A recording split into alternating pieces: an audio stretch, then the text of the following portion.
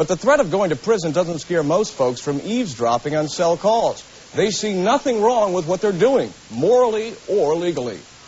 Okay, fine, and we'll work the details out later.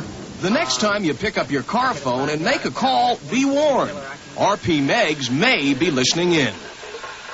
Well, one of the most common things is when you'll hear a husband call his wife and he'll say, well, honey, I'm going to be home later this evening or sometime in the morning, or I've got work to do or things to take care of. And no sooner does he hang up the phone than he calls his girlfriend and says, I'll see you in just a few minutes.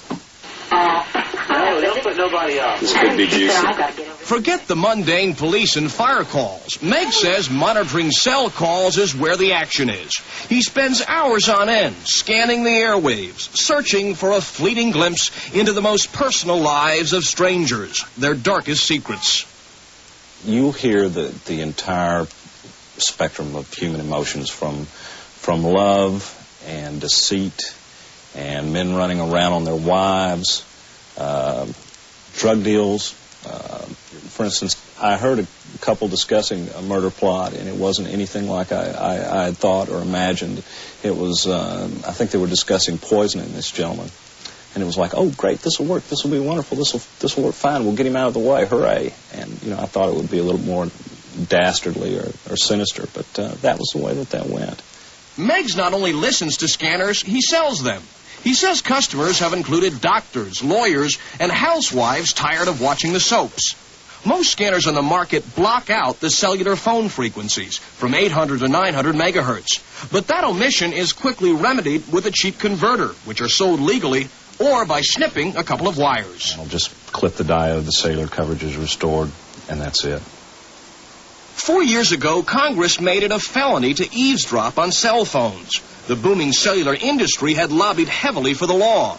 But to date, it's never been enforced, and many legal observers doubt the law would even hold up in court. It's pretty much a placebo law where it makes people feel comfortable that they're being protected when they're not. To catch someone listening in to a cellular call is virtually impossible. And once you do, who's going to actually implement a charge? Ironically, it is legal to listen in to cordless telephone conversations or your neighbor's baby monitor. Surprisingly, very few people realize that a baby monitor is like having an electronic bug in your home, and anyone with a scanner can listen to a lot more than the baby. You can hear everything going on in the house. You can pick up all these things on a scanner. Critics of the cell phone industry say till now, companies have failed to adequately warn consumers of the security risks of cell phones, fearing such knowledge could damage sales or subscribers. The industry contends random eavesdropping is difficult because cell calls jump frequency as they're handed off from one cell tower to the next.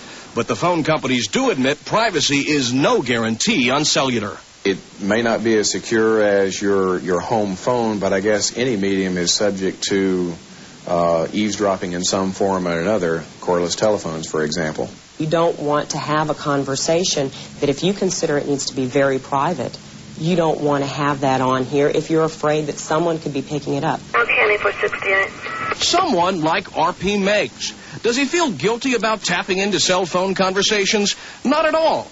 You might call it snooping, voyeurism, an electronic peeping Tom. He sees it all a bit differently. It's the closest thing to real-life magic that there is because, you know, with the punch of a button, you can transport yourself from the prostitute's car on the southeast side of Atlanta that's making a deal with a John to a drug dealer on the northeast side to a guy who really loves his wife in the middle of Atlanta. And that just makes you smile and feel good because he'll say, honey, I love you. And she says, I love you too. And that just makes you feel warm in your heart. It really does. Even if folks knew, everyone knew, that their security could be compromised by using a cellular phone, it wouldn't make any difference because when they pick that telephone up and they've got it in their hand, they're thinking telephone and they're not thinking radio, which is what it is. Well, if you use a cell phone, you should worry more about just personal conversations being overheard. The car phone has opened a new window of opportunity for corporate espionage. Tomorrow at 6, selling secrets gained from cellular phone spying.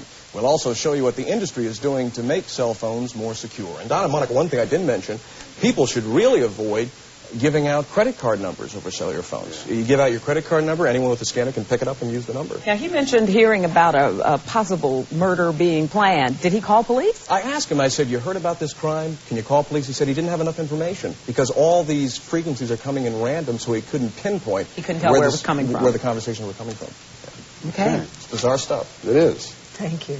Coming up at